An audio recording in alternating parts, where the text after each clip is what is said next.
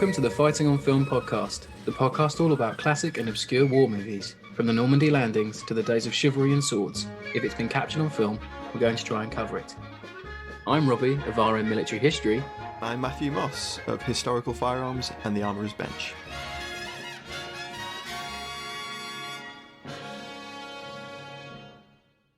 Welcome back to Fighting on Film, everybody. Happy New Year. We want to kick off 2021 with a bang. So I'm delighted to welcome today's special guest, historian Peter Caddick-Adams. He's joining us as we look back at that 1970s juggernaut that is Kelly's Heroes. Welcome, Peter. Thank you very much. It's so good to be here and to push off all those winter blues with what I believe to be the greatest war film ever. And I think you invited me on because I made an outrageous comment on Twitter, which is that this is the most fantastic war film. And I'm often asked, as a military historian, a professional historian, which is the best war film ever. And my comment, which I think got your response and invitation for me to come on here, was, well, you can never get a truly objective war film. True. That's historically accurate. So I've gone for something that's historically as inaccurate as it's possible to be, which is Kelly's Heroes, which gets me out of that sort of quandary and gives a whole load of entertainment as well. And I can't be flayed for pinning myself to something that's historically wrong because it never happened in the first place. But there's so many other films of that ilk that you could pick. You know, there's there's Guns of Navarone, Escape Where to Eagles Athena, Dare. Where Eagles Dare, yeah. So there's so many others. So what made you pick Kelly's Heroes? Well, I guess it's partly to do with I was about 10 when it came out. So the sort of films you see or the books you read in your early teens are the ones that probably make the biggest impact. So I grew up in that sort of generation of Sven Hassel and Kelly's Heroes. But I mean, 1970, and that was a year for a good haul of war films that you wouldn't get today because there were so many of them. That also saw Patton, Tora, whatever we think of that. MASH, of course, which spawned the whole TV series, and Catch-22. And cinema audiences were absolutely huge, and the studios were battling with one another. And so you would have that many blockbusters and a lot more besides coming out and attracting people into the cinemas as much as possible. Well, exactly, Probably that was the last haul of war movies because we then, if you remember, went into that awful era in the 1970s of disaster movies, one after another. So just coming off something you said there, Peter, about it being an influential film for you as a young man, I think my earliest recollection of Kelly's Heroes is actually having the VHS, the video, and playing it every weekend. I think I had that, and what was the other one? Great Escape, might have been Das Boot, I think. But yeah, I remember having the VHS for Christmas one year. It was in like a box set type deal. Oh, okay. Yeah, my one was just like standalone. I think I picked up at a boot fair. And my dad was like, "Oh, you're gonna love this film." He stuck it on. I mean, most of these movies we talk about, I watched with your dad, but he was like, "It's amazing," and it's one of those movies you just keep coming back to because it's so watchable, it's so fun. It's completely unlike movies at that time that it doesn't take itself too seriously. You know, Patton's very straight-laced film, but Kelly's Heroes is it's so unique. It's very well paced as well. I think the point about Kelly's Heroes when it comes out is, as you've already alluded to, it doesn't take itself seriously. It's actually an anti-war movie, and that's how the script first appeared. And it's very closely related to MASH, which of course also starred Donald Sutherland and had been made just before. And of course, this is the era of Vietnam. America had already sent tens of thousands of young men to Vietnam, an unpopular war with conscription. Nearly 35,000 Americans have been killed in Vietnam by the time Kelly's Heroes comes out. And what you've got unashamedly, as you have in MASH a bit, is a setting of a different conflict, but making a political and social comment about the war that was going on when people actually saw the film, which is Vietnam. So you could make a protest without it being overt or political. And of course, MASH is set in Korea. Kelly's Hero is set in the Second World War, but they're making the same point about being anti-military. It's more veiled in Kelly's Heroes because the script underwent huge revolutions, really. And Clint Eastwood at the end said he was not happy with the film as it came out because it didn't match in any way the script that really attracted him and got him to sign up for the movie. Written by Troy Kennedy-Martin, who also wrote The Italian Job, I believe. And Z-Cars. This is the key. Troy Kennedy-Martin is the man who gets the whole project off the ground, and he had just written The Italian Job, which had come out the year before. And in a lot of ways, you've got a very similar concept for a script.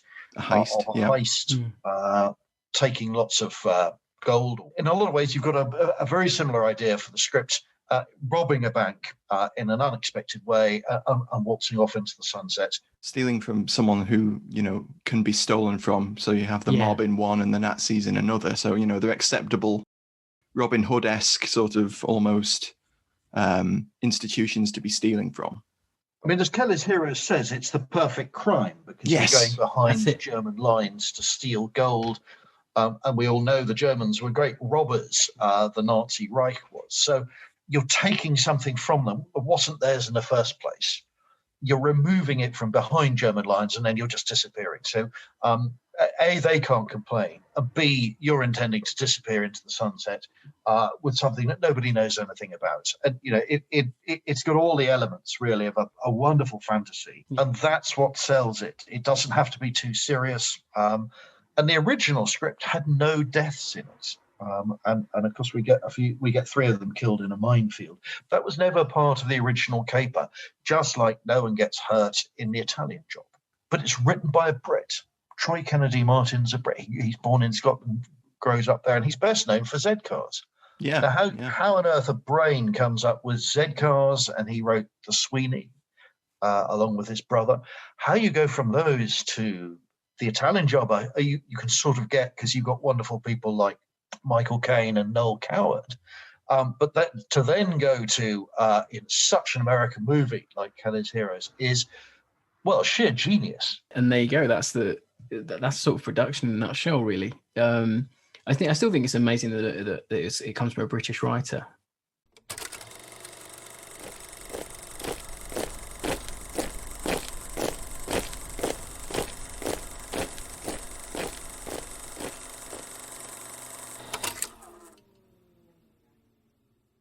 I think if we go into the cast a little bit now, Clint Eastwood, he's your top billed star at the time. He's coming off Rawhide.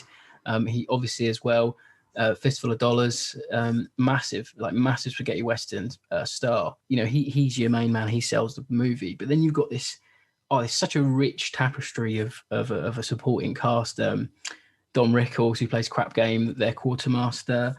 Telly Savalas, who from Battle of the Bulge. He's in it. He plays Big Joe, Sergeant. Donald Sutherland as Oddball, everyone's favourite crazy tank commander.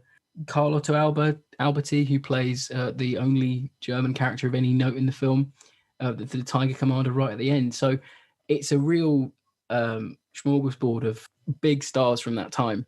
I mean, Carlotto Alberti doesn't have a name in the film. He's the German tank commander. He's never... in terms of characters, they are... It's funny that they were originally written as much deeper characters, and they come across in the film as perhaps as not as deep and more cardboard than you might have thought. But they've all come from a similar sort of role. So Clint Eastwood has come with Brian Hutton, the director, from Where Eagles Dare, which they both played, and had come out a couple of years beforehand. Donald Sutherland and Telly Savalas have been in The Dirty Dozen together, which had come out in 1967, so 3 years before. And Carlotto Alberti is the archetypal German, sort of big fleshy lips and sort of blonde hair, and he's really been in every sort of war movie all the way through the 1960s. His first German was he captured Richard Attenborough in The Great Escape. Of course, but he was there in the Battle of the Bulge. He was also in Devil's Brigade. He's in Battle of Britain, which had come out the year before. In Is Paris Burning is another one he'd been in. So he's the absolute go-to stereotypical German, and that's exactly what they need here. Some of these characters are really well known. So Don Rickles then was a really, really big name, no longer with us, and very big US comedian, not so well remembered. And the same with Carroll O'Connor, who plays himself as the general chomping his cigar. So all of these characters at the time were known quantities. And of course, we've got this wonderful script. And then we've got the director who's already produced the biggest blockbuster for MGM Studios, which is Where Eagles Dare. Yeah. And I think what's happening here is MGM are trying to repeat the success of Where Eagles Dare with a different cast, a far more American cast. And of course, what you've got in Where Eagles Dare is pyrotechnics aplenty. You've got, nobody runs out of ammunition famously. There's endless explosions, Germans falling off towers and downstairs. And you've got that writ large in Kelly's Heroes. And it's a sort of rerun using the same formula to try and repeat the success. It has that comedic element as well, though, doesn't it? It sort of replaces the more grandiose and perhaps seriousness of Where Eagles Dare with a little bit more humor. And I think that comes a lot from the cast. Obviously, from what Peter was saying there, they all knew each other in one form or another. So they'd all either been with each other on screen or possibly knew each other anyway. Add to that a good script, and you have, and a very good cavalcade of supporting character actors. You've got Harry Dean Stanton in the squad, and Alien, Brett, and various other really good character actors. Jeff Morris as Cowboy, and Stuart Margolin as Little Joe. They have there's all these good sort of quirky character actors that deliver really solid performances, basically just from being either present or with one or two short lines. And it gives that much broader ensemble feel than you would have the core cast. The banter between everybody is so sort of, it rings true. You feel like they've been a squad for a while. It's kind of like Battleground that we talked about a few weeks ago. The dialogue in that is quite accurate in the sense of that they feel like friends. They feel like they know each other. And I think that it really comes across in Kelly's Heroes, sort of the wisecracking. You can feel like, actually, okay, Big Joe and Kelly are friends. Crap Game and Oddball do know each other. It's sort of that really, to me, it always really helps a movie when you can see that on screen, and it really comes through in this one. I mean, it's the genius of Troy Kennedy-Martin. And I think, perhaps that's something to do with the fact that all his life, his scripts, apart from The Italian Job, are about policemen. In other words, groups of people in the uniformed services putting their lives on the line. So you've got something not dissimilar going on here. And I think, there's a great maturity in the Kelly's Heroes script. Now, what's interesting is it was originally about 20 minutes longer, and MGM cut it back. Clint Eastwood sort of was upset because it robbed some of the film of its depth and its depth of characters. And that's why he agreed to do it, because he was rushed off his feet doing cowboy movies left, right, and center. And at the end, he sort of said, had I known the movie that was going to be released, I wouldn't have signed up to do it. But it was Troy Kennedy-Martin's script that really sold me. But at the other end of the scale, you've got Oddball, Donald Sutherland. This is only his third film role, and absolutely nails it. Now, but again, it was almost as though the part was written for him, because it's essentially the same character he's played in MASH, and before that, the same character he played in The Dirty Dozen just sort of 3 years earlier. And he's always said he absolutely loved the script. He didn't have to ad-lib at all. And of course, that just launched him onto, the star he's always been ever since. There's so much that's complete about it. You've got a great director who trusts the cast. The cast all interact extraordinarily well with one another. And there's another little sort of snippet. You mentioned Jeff Morris as Private Cowboy. Yeah. Now, he pops up in my other most favorite ever movie, which is not a military movie, which is, of course, The Blues Brothers.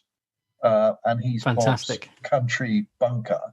And, of course, that's directed by John Landis, who is one of the set directors, one of the assistant directors on Kelly's Heroes. And that's really where John Landis cuts his teeth. And I love that sort of synergy, because to me it's ticking all the boxes of all my favorite movies. And you can see the progression from one to another. And of course, John Landis later produces An American Werewolf in London, completely wacky, sort of surreal gothic horror film. But the idea comes when he's driving through Croatia, and we'll come on to that in a second, where the whole thing was filmed. And he sees a guy being buried, covered with garlic and all sorts of things. And this guy is actually meant to be some kind of vampire werewolf. He's buried with all the crosses and everything standing upright in a hole in the ground.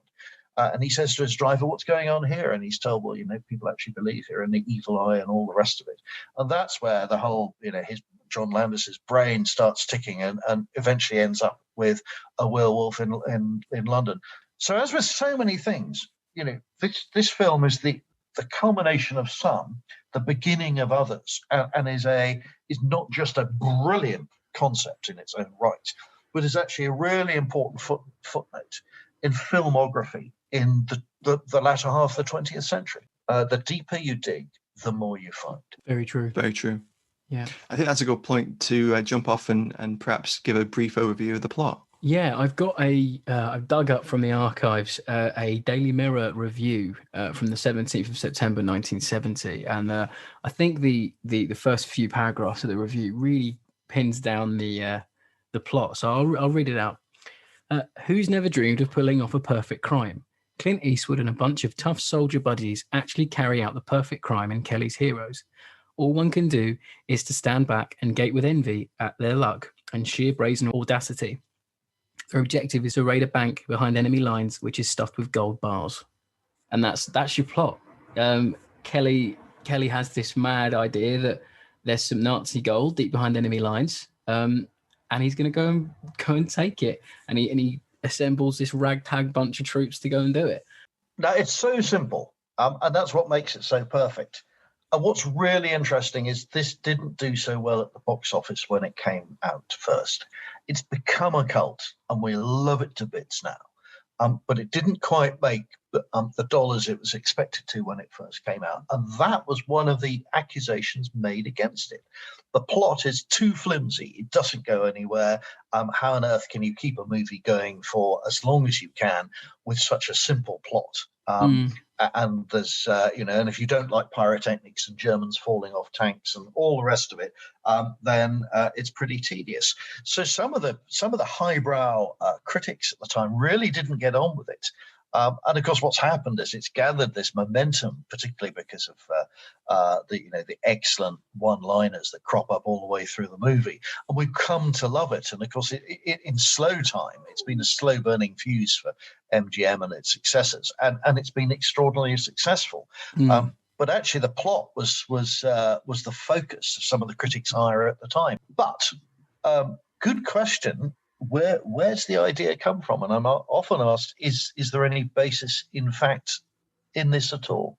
I've heard something or another that it could be based on something, but I'm not too sure. Matt, do you know anything about? Is it based in truth? Yeah, it's reputedly based on a supposed liberation of some gold reserves in Bavaria at the end of the war that involved an American unit and some local German civilians, but there's a whole sort of cloak and dagger element around it where it's sort of been buried and no one's too sure what's true and what isn't. And I think there was a sort of US government investigation into it at one point, into how much of it's truly based on that. Of course, the film takes place in northeastern France, because it's the 35th Division's push towards Nancy's in the film.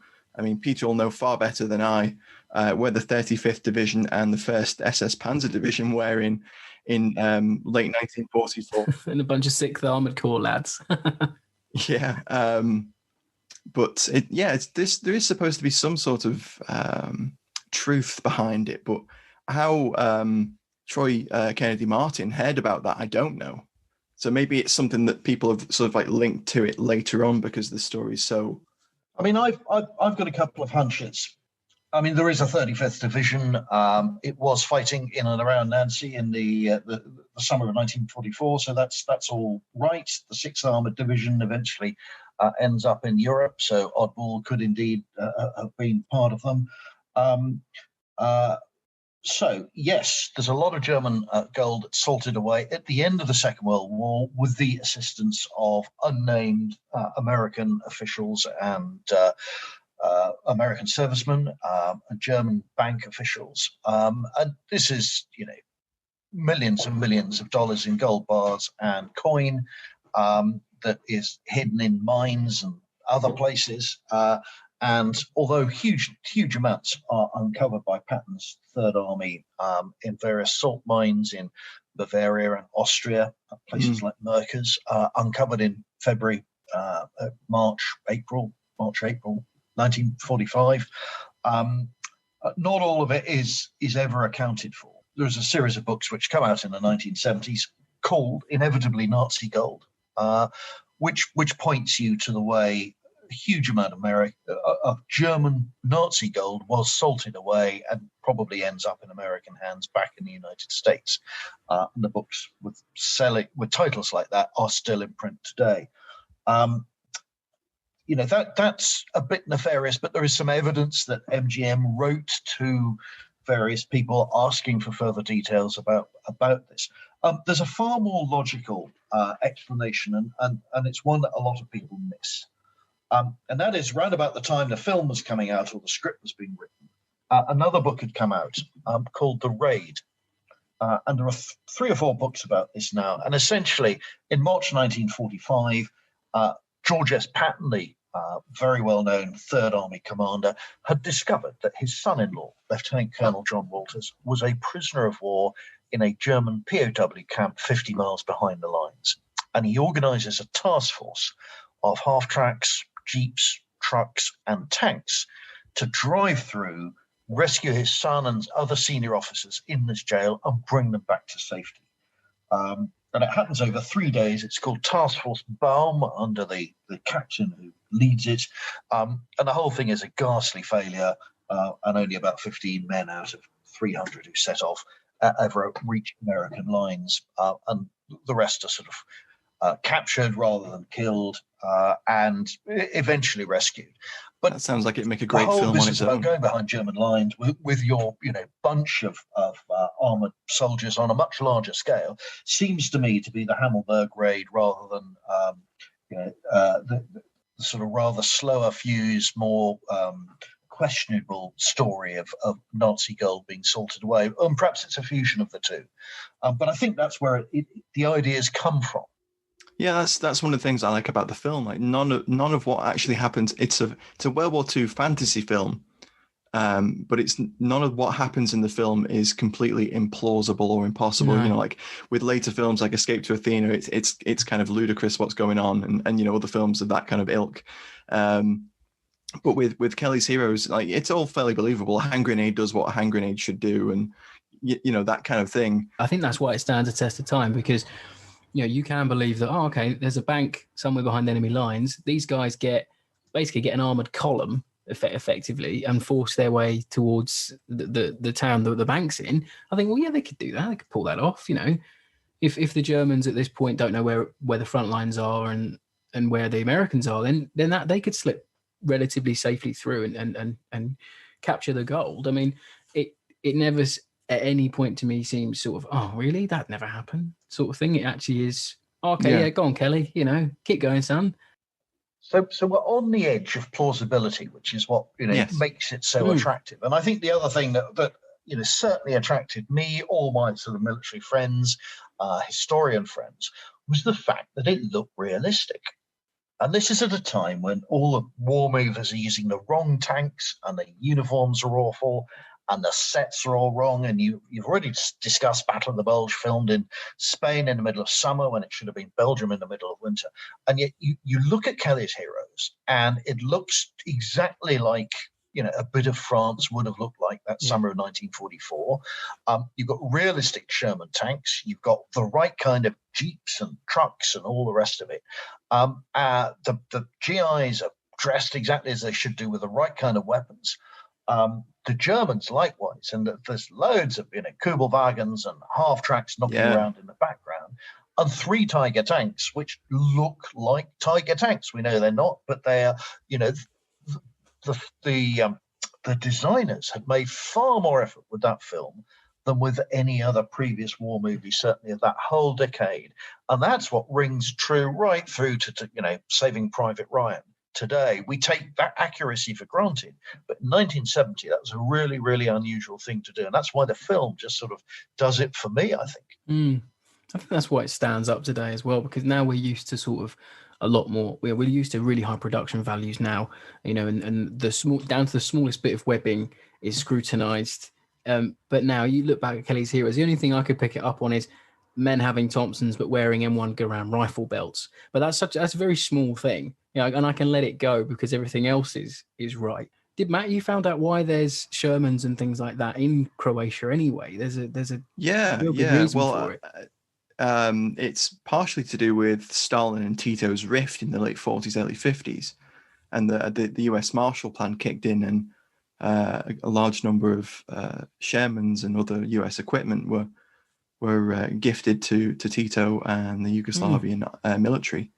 So that's why we end up with, I think they are M4A3E4s. That's right. It's exactly what they are. Tito's in the middle. The West are trying to entice him over to their side. And so there's a lot of surplus Shermans of that model. And America gives a lot, or sells very cheaply a lot, to Yugoslavia, who's in the market for armor. And so this is sort of late 40s. And 20 years later, there they are in the standard infantry in the Yugoslav National Army armory, and they're already obsolete. And so they're a gift to filmmakers. Yeah, and that's why the film comes to be filmed in Croatia, because you've got this wealth of armor that's available for a cut price. I mean, that scene with the column is a phenomenal scene. Where you have like 3 or 4 Shermans. You've got half tracks. You have M8 Greyhounds. There's the GMCs, Willis Jeeps. I think there's I think there might be Yaks. I think there's a couple of Dodge weapon carriers and ambulances and all kinds of really interesting stuff that you just wouldn't see on that kind of scale. It's like a Jane's Guide, isn't it? It's like like opening up a Jane's Guide and like, oh look, there's a big list of American stuff and it's there. But it's really nice to see that back then there's no CGI. You can't really fake it very well. So it's just really nice to see all that American kit in one place. I mean, what you've got if you're trying to do a movie on a budget, and every movie has a budget, is you find somewhere where you can use the local army. And that's what Battle of the Bulge had done sort of 5 years earlier, and they borrowed a division of the Spanish army. But you buy its kit or you rent its kit. And of course, they got much later models that just don't work in terms of historical accuracy. Whereas the genius was going to Yugoslavia because it not only looked right, it looked run down and how France had done in the Second World War. Yeah, of course. But all the vehicles, all the kit just hadn't really moved on. And you got this complete range of American stuff, but in quantity. And normally you get one tank driving into the scene. Whereas, as you said, you can have a whole column of Shermans. And that bridging unit, the scenes with the bridges. Where's all that? It all looks absolutely realistic because the Yugoslav army, essentially put aside a division of men for as long as it took to film, and they could have access to absolutely everything they wanted, and it was all 1940s vintage. I mean, what's not to like? I mean, that's a win-win all over. No other movie company really had gone to Yugoslavia before. Which luckily had just been undergoing a sort of renaissance of its own with its own film industry. So they were very keen to learn from the Americans. Yeah, and a lot of films follow Kelly's Heroes. Like I mentioned, Force 10 from Navarone, and I think a number of other were filmed there. I think you mentioned earlier the mocked up Tigers, which are T-34-85s with a really detailed, very impressive sort of like shell skin over them, over the chassis, which to my young eye, when I first watched it, I just assumed they really were Tigers. Like, you, unless you're a spotter or you've made your Airfix models of T-34 tanks and you realise the tank track is wrong, but you know, at every glance, even a close look, they tick all the boxes. And the producers there were really lucky because the Yugoslavs had just produced their biggest budget partisan movie called The Battle of Noveta. That's it. And they'd mocked up several T-34-85s as Tigers for that, and they destroyed a lot of them, but they got 3 left over. So the hard work of getting a Russian tank to look like a German one had already been done, had already been seen in Yugoslav cinemas, had got the tick of approval. Those had gone across the Atlantic already. And so what you were doing was you weren't only renting the Yugoslav army, but you were also renting some of the Yugoslavs, you know, really young, nascent Yugoslav cinema industry's props, which included those 3 Tigers. I mean, absolutely brilliant. You know, for a lot of purists, those really make the film because they stand out for, I mean, it's not for another 20, 30 years people are making any effort to get accurate German armor in any film. And so that's another reason why the movie stands out. Yeah, and they're the villain, aren't they? For me, they're the movie's only real villain. I mean that's the point. I mean, so much of Kelly's Heroes rests on the kit, not just the people.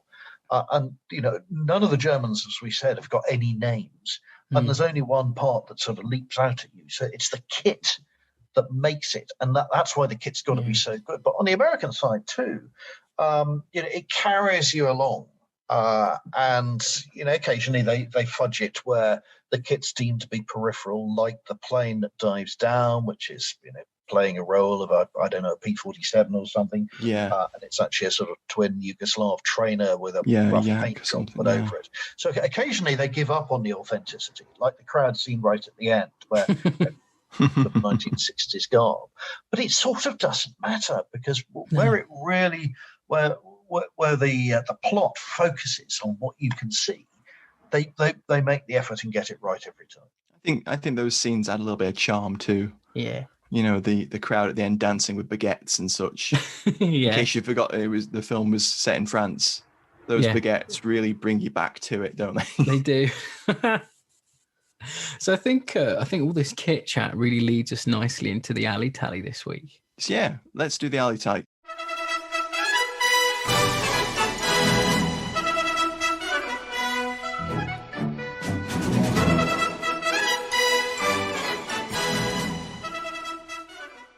Each week, what we try and do, Peter, is we try and pick a particular piece of kit or equipment from the film that is particularly cool and you know, really stands out. So, do you have a piece of kit from the film that stands out for you? I was sort of thinking about this, and we've talked a lot about the Tigers. I think there are 2 things that really leap out at me. One is the set, which is Vizinada, which is the village where the battle was fought, which looks so French, but is actually 10 miles away from where I'm talking to you now. I'm in Croatia for the winter, and the little town of Vizinada, which was almost deserted at the time and is not much more populated than that now, and it just hasn't moved on. It is a dead ringer, and it works really, really well. So many films fall down because of authenticity, and there you have got something that looks like a really run-down but very old French village from 1944. And folks, you can come here to Croatia today once we're in a COVID-free world, and you can visit the place, and you would recognise it absolutely sort of straight away. The other sort of aspect really is the kit that they're wearing. We've talked a little bit about it, but generally, you know, it's so convincing. I was in the former Yugoslavia in the 1990s as a soldier, and I was here for 9 months as part of the I4 and S4 peacekeeping efforts. when it was all serious. There were mines in the ground, and you didn't know whether people were going to be shooting at you, although peace was meant to have broken out. But you saw the former soldiers, and we were doing our peacekeeping bit, and it was all a bit sort of fraught, and you were working long hours in a sort of military environment. And you got a sense, really, of what war-torn Europe was like at the end of the Second World War, and how France might have been in 1944, and so the plot was really convincing, but the soldiers, t-shirts, stained, grubby, unshaven, I mean, they really looked the part.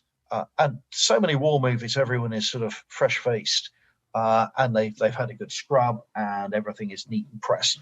Not a bit of it. I mean, they really do look grubby. And Oddball, for all his 1970s hippie eccentricities, is not far removed from how a grubby tank commander might have seemed, not having washed or shaved in the field for sort of 3 or 4 weeks. To me, that really convinces. It's the way the characters are dressed, the not just their uniforms and the kit, but the way they behave and carry themselves, and the look, and then the set, which just really just sort of sells itself. That, I think, gives Kelly's Heroes a unique quality, because most other places the set is just the background, whereas with the film, this is you're there all the time.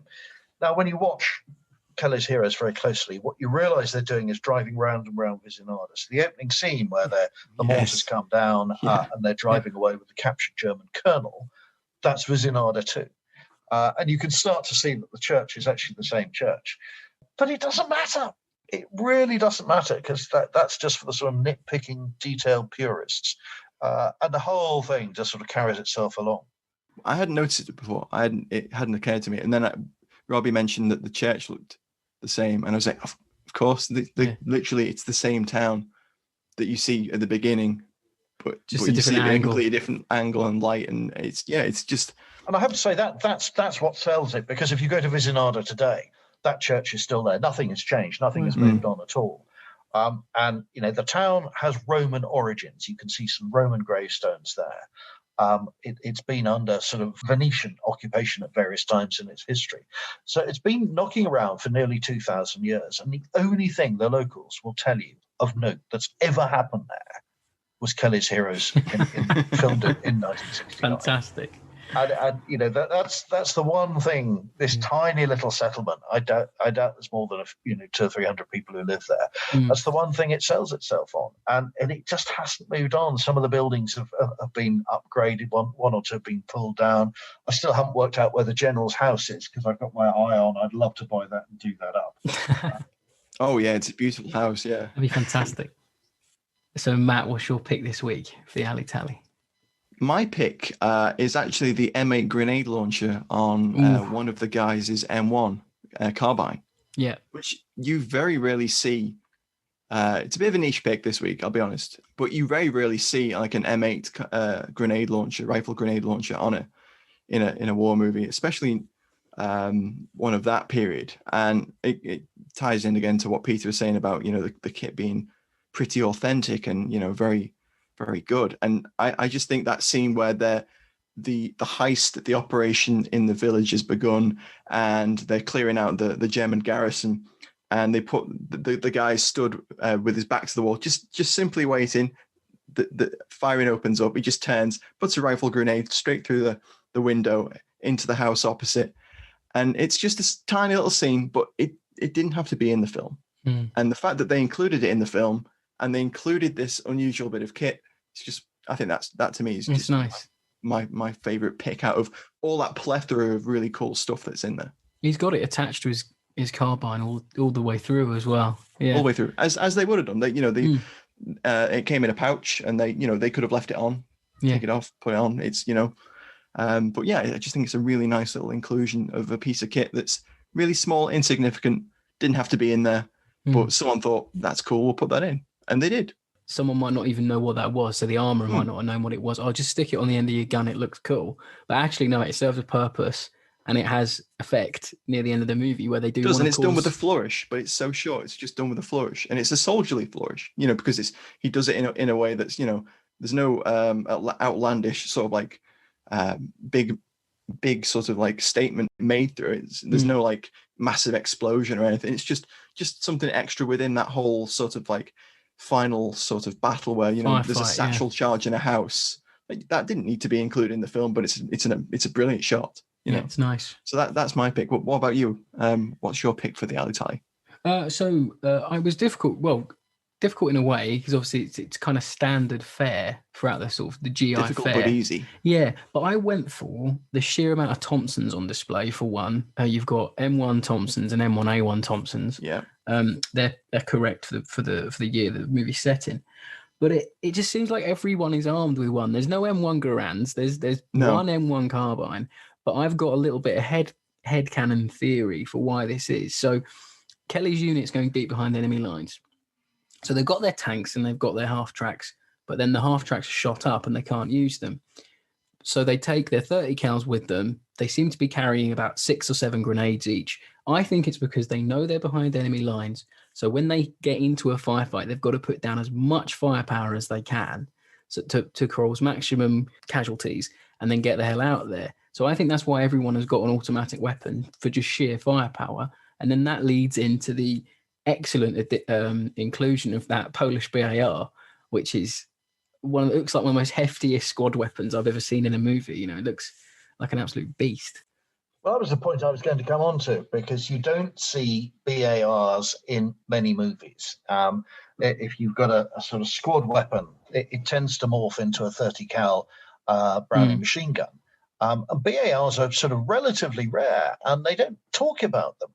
And yet, that particular weapon has a big role.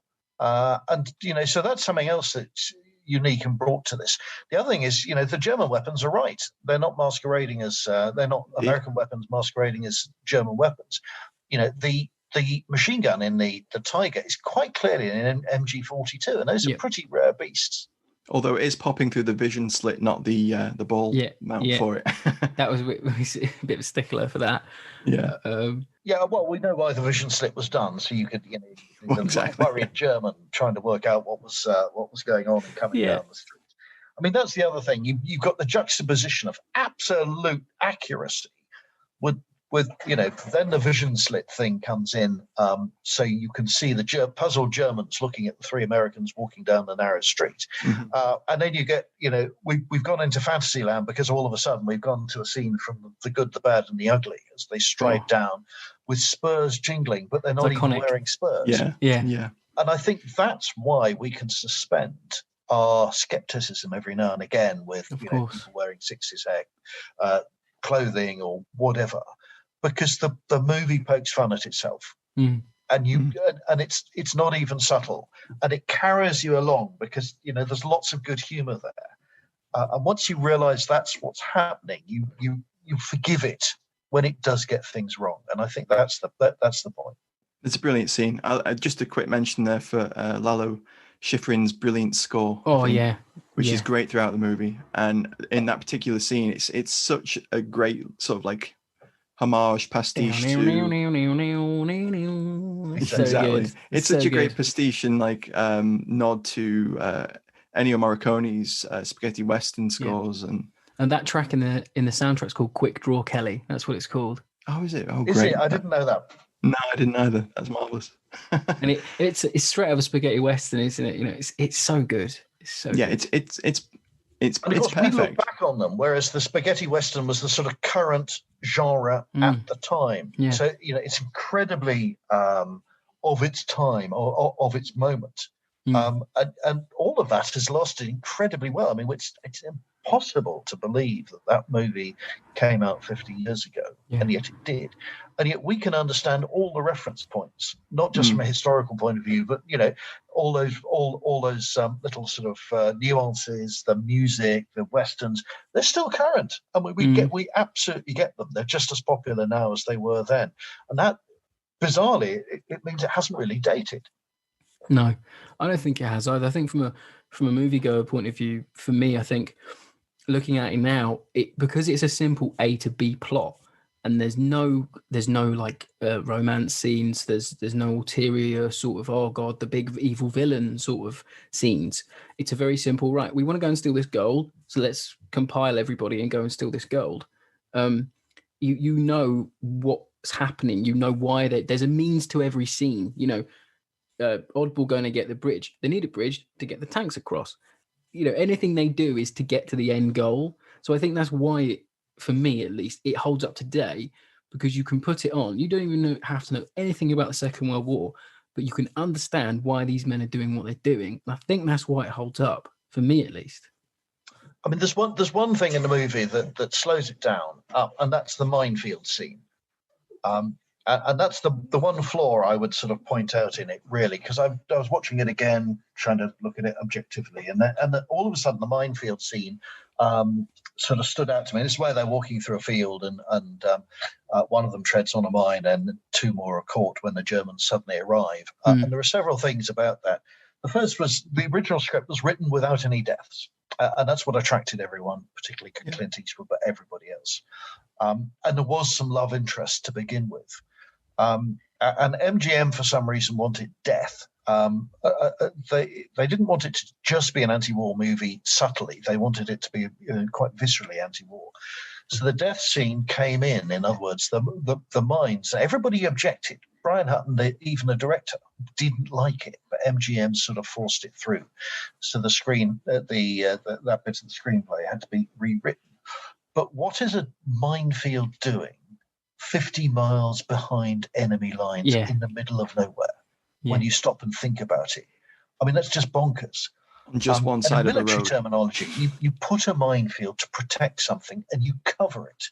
You don't just leave it there, because the idea is people get stranded in minefields, and that's where you then fire on them.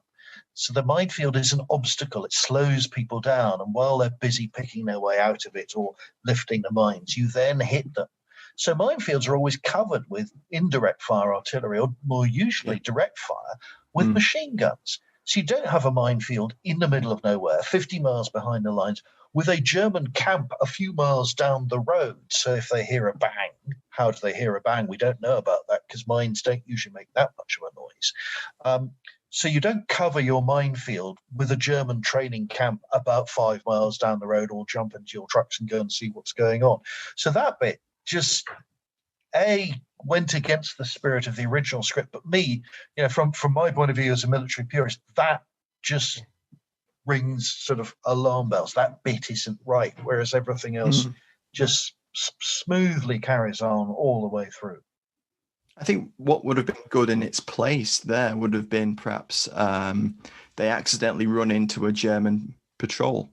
That would have worked just as well. If they wanted to have a couple of character deaths, then they could have easily done it with they're crossing that road, and all of a sudden those German armor half tracks appear. They could have stumbled onto the column easier. We have to wish whether for someone to find those missing 20 minutes from a cutting room floor, because I've never seen a sort of director's cut or even heard any evidence of it. There was a scene where they find a British pilot who's been hidden behind the lines, who's come down and needs rescuing. There's a lot of development of the sort of girls that the Oddball and his tank crewmen are playing around with right at the beginning. There's a scene where Kelly and his troops encounter a lot of French girls bathing semi-naked in one of the town fountains.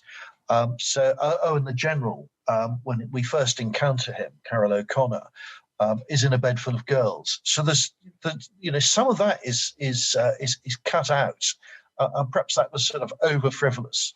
But there's more to Kelly's Heroes than meets the eye. And including the name, it wasn't even going to be Kelly's Heroes.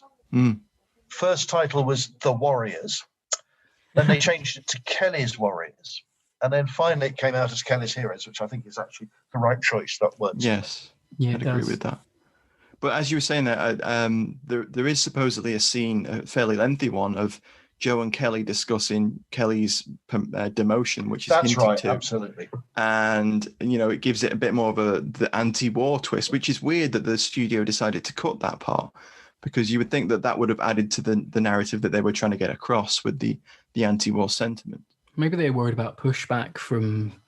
I don't assume there's any pro-Vietnam groups knocking about in 1917 America, but maybe they're worried about like the fallout. Perhaps it was too on the nose. Possibly, yeah. Worried about the censor. Maybe they thought, well, if we don't cut the scene, someone will ask for it to be cut anyway from higher up. So you never know, do you? Really, with these things, it could be anything while they cut that scene. It may have just jarred completely with the tone of the rest of the film. It was too serious. Yeah, no, I think if you could cut the minefield scene out and perhaps reinsert that scene, you might have quite possibly a more interesting film. Because they can run into that patrol anyway. Because they're going to run into that patrol, the armored. Yes, you could quite easily. We're getting into sort of like a fighting on film, sort of like recut of the movie here. But you could quite easily cut just as they're climbing out of the minefield, have the column sort of like appear. But yeah, anyway, so we're digressing there onto a fan cut of the movie. Well, of course, and as we do come out of the minefield, there's then that scene when they are cruising back behind the lines, all aboard the one remaining tank, and that's how they get eventually to Claremont.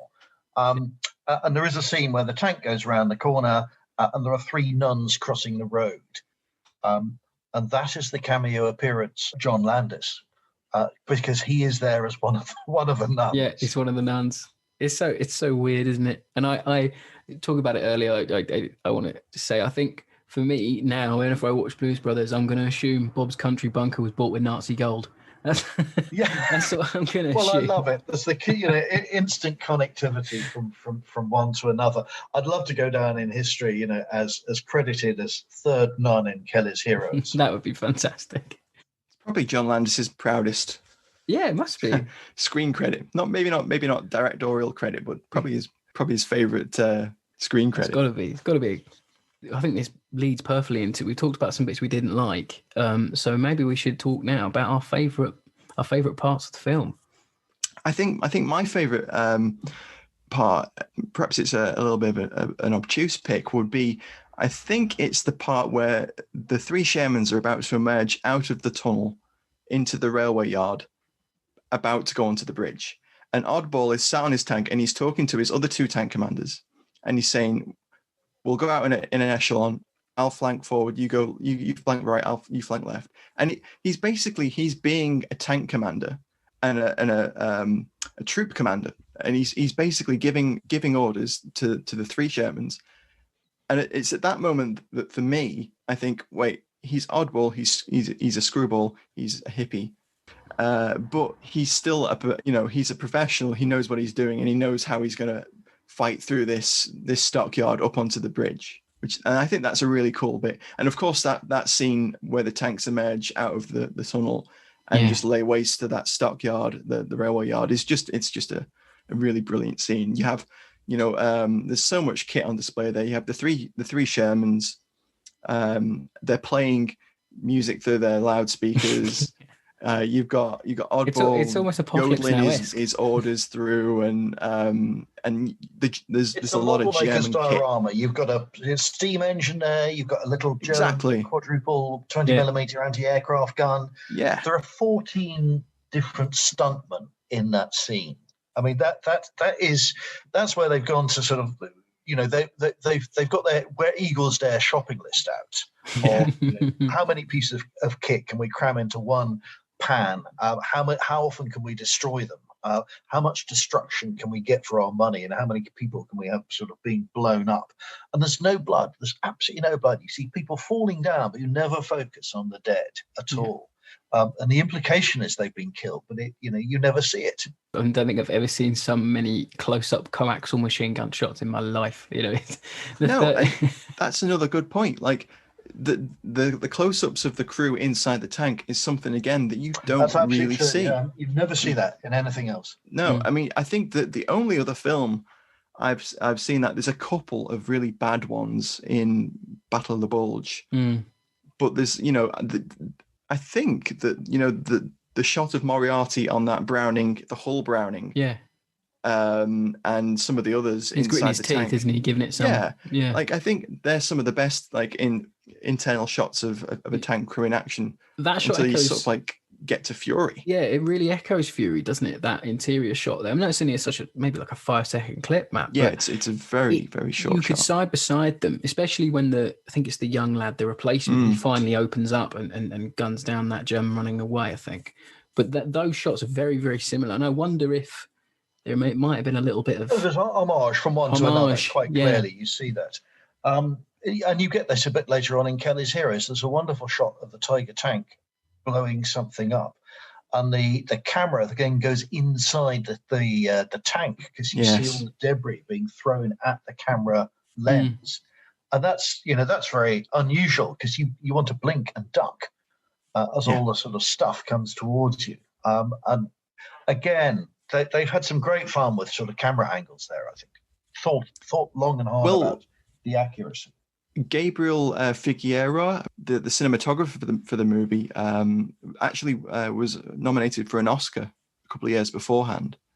So you can tell that cinematography, the camera work, the shot makeup is all really, there's some really beautiful shots. There's that shot of Maitland as he walks into the bank, and it's sort of like a pivoting overhead shot of him looking through the building, and it's just a shot of the empty floor where all the gold has disappeared from. Or that shot of the Germans opening up with an MP40 from behind the tanks in the rail yard, and there's a beautifully framed shot of where the BAR's been set up, looking through a shuttered window. Oh, and then when it's beautiful.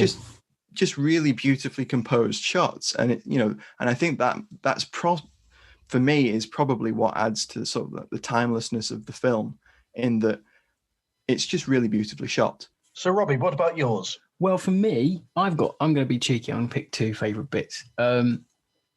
So my first is for me the first proper gun. I say proper, but the first proper gun battle of the movie where they take on the German trucks and the Kubelwagen when they've just come out of the minefield. And the reason I like it is because it's really up close and personal, like CQB action. You get some real nice shots of Kelly giving it some with his Thompson and things like that. But it's the fact that I think it's about 10 men. I think I counted them as 26 fully armed Germans there with MG42 support, and they absolutely lay waste to them. And I think it's more the shots of, for me at least, Don Rickles with a 30 caliber machine gun. In my head, I'm like, that's Mr. Potato Head giving it some with a 30 cal. And for me, I'm like, wow, it's great.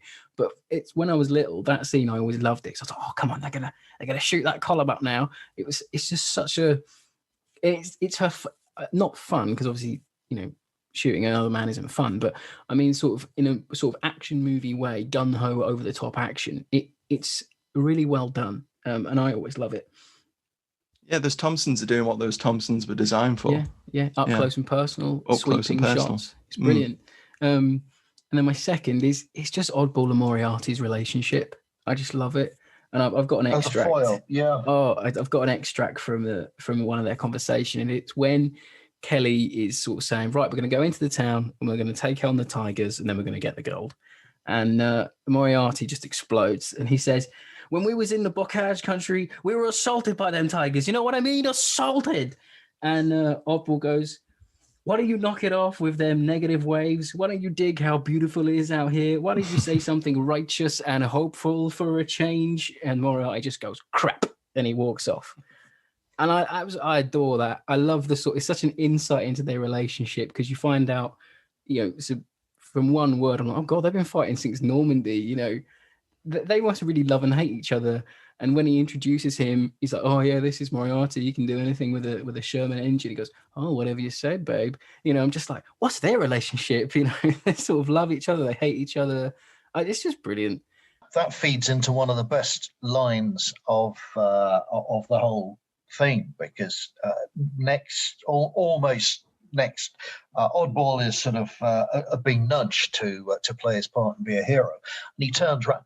To a New Yorker like you, a hero is some kind of weird sandwich. I just love that. It is just such a surreal phrase.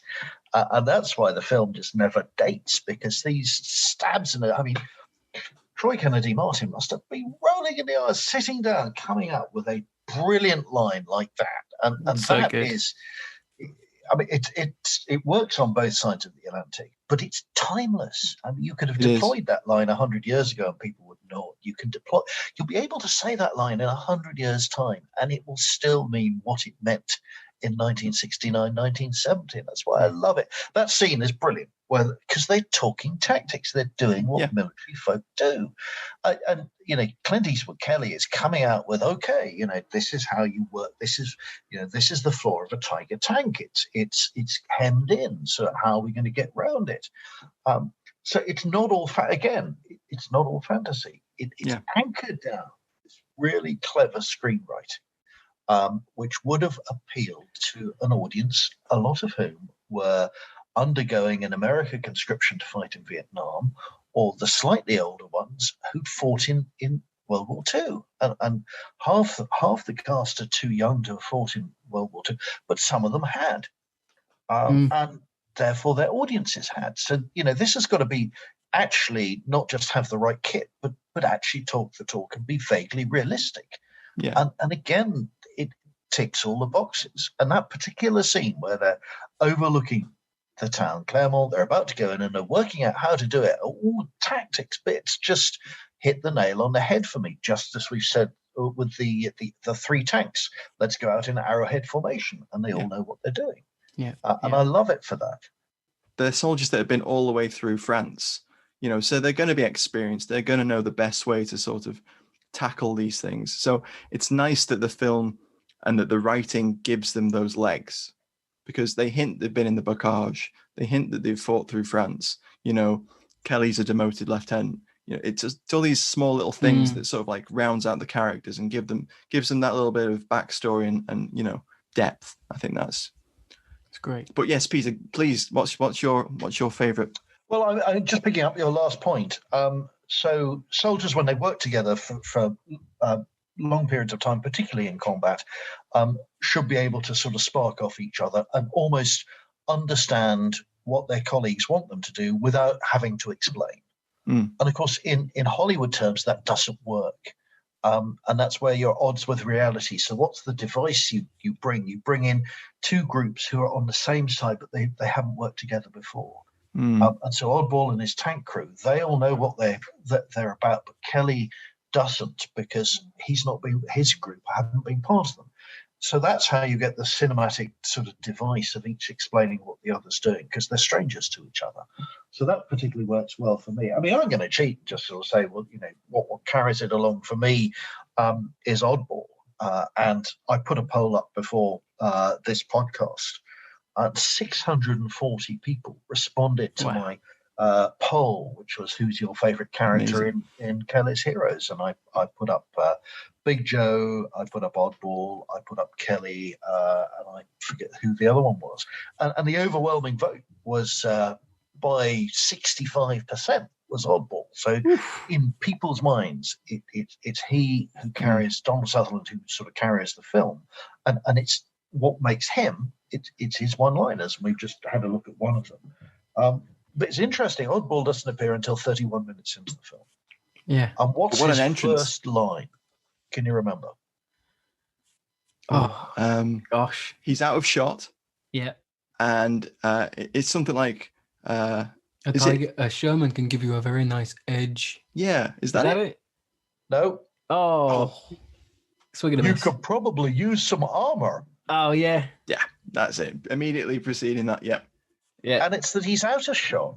It's so unexpected. It's so left field. And that sets the movie. It's not predictable. None of the characters are really predictable. You think you know where it's going. And Oddball is the oddball because he bowls at you left field all the time. And whether it's his phraseology or his behavior. And that's the whole script. It takes you all over the place. And none of the destination, none of the sort of adventures are really expected. And I think that's That's the other thing.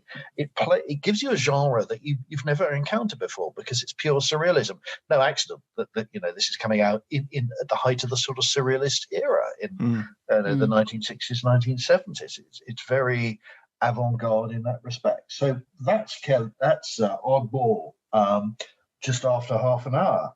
And then, of course, at 53 minutes, we've got Don't Hit Me With Those Negative Waves So Early in the Morning. And, these have given rise to endless imitations. Whenever I put up on Twitter, which I seem to do almost every day, the fact that I love Oddball, there's always a Negative Waves comment. Are you sitting here, drinking wine and eating cheese? Oh, that's such a good quote. I was just thinking of that one. Well, as soon as we put up that we were going to do Kelly's Heroes, we got a flurry of quotes of just people replying to the tweet, just quotes. And one of them was the New York sandwich line. And it brought it back to me, instantly. I thought, there's so many good lines in this movie. And woof woof. Yeah. It's bizarre. I love it. Completely sort of like out of the time. No one in 1940 probably would have, had the mannerisms and that kind of speech that Oddball does. Why don't you dig what a beautiful day it is? I mean, exactly. That's just not 1940s language it's at all. not. Yeah. You wouldn't have that in Battleground. Battleground. It doesn't matter. That's the whole point. And this is why, it does so. The other thing, I mean, the script sums up moods in the wrong language. There's a lovely scene where the Sherman tank is broken down in Claremont, and Oddball is just sort of sitting around, and Kelly says, old Big Joe says, why aren't you fixing it? Hey man, I just ride them. I don't know what makes them go. Yeah. And I ride them and I'll fix them. You talk to any cavalry officer around the world, and that sums up their view. They sit on their tank, they command it, and they have no idea how to get the greasy engine to work or anything else. Yeah. Or that's the wannabe attitude of the cavalry. And it just sort of it captures that mood. And I think for me, what sells Kelly's Heroes so well, having worn uniform for a lot of my life, is it's so popular with the military because it takes all those stereotypes, it exaggerates them. And yet, with every character in Kelly's Heroes, you've got a lot of soldiers, male and female, sitting around of a lot of armies all right across the world, and they're nodding sagely. I know that character. I know that character. I know the sort of person who would say that. And again, I think that's why it appeals, because it's only one stage removed from reality, and that's why it works. It was it's close to the bone, and yet it doesn't seem so because it's poking fun and it's so exaggerated and serious. But on another level, it's incredibly close, and that's the genius of the script and perhaps the mood of the time.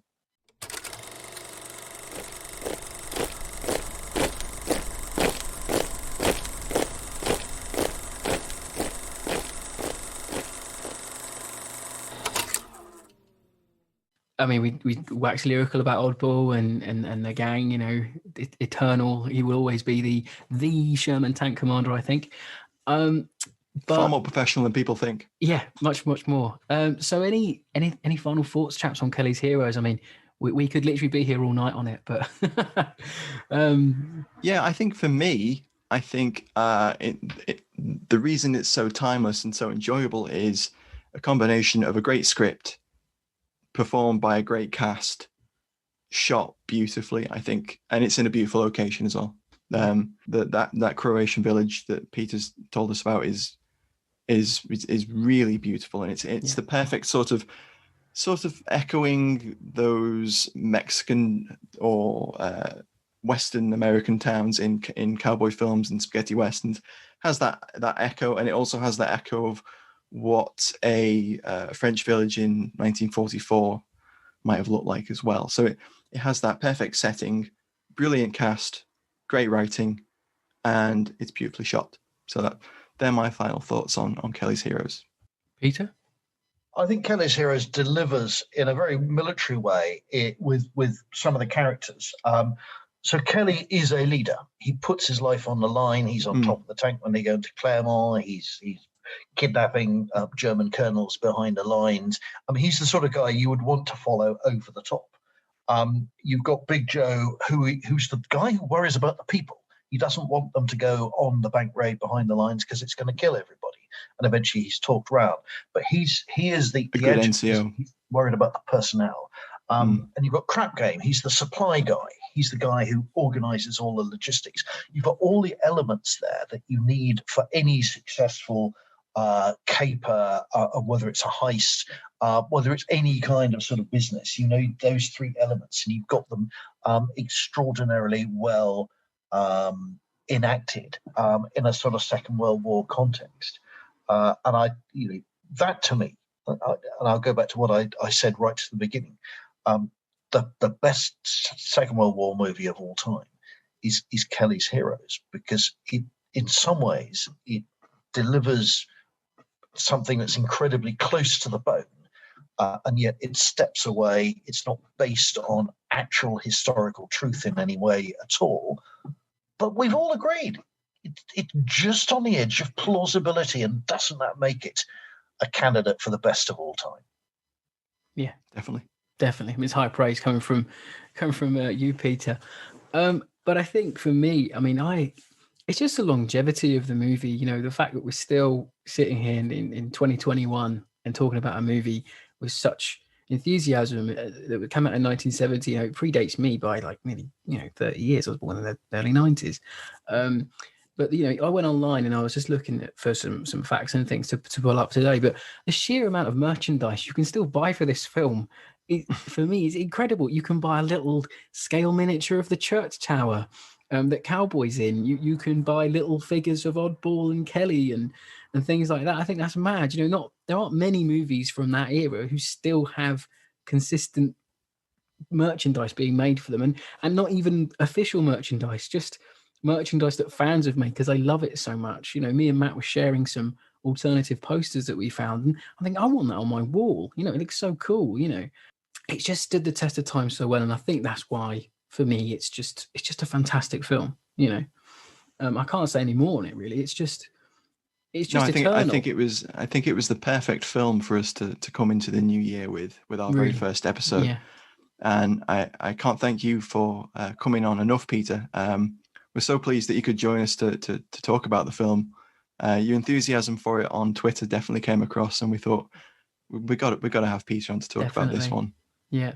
Well, thank you very much for those positive waves. And I'm going to disappear off into the sunset now and drink some wine and eat some cheese. And hopefully you beautiful people will dig just how beautiful it is out in Croatia.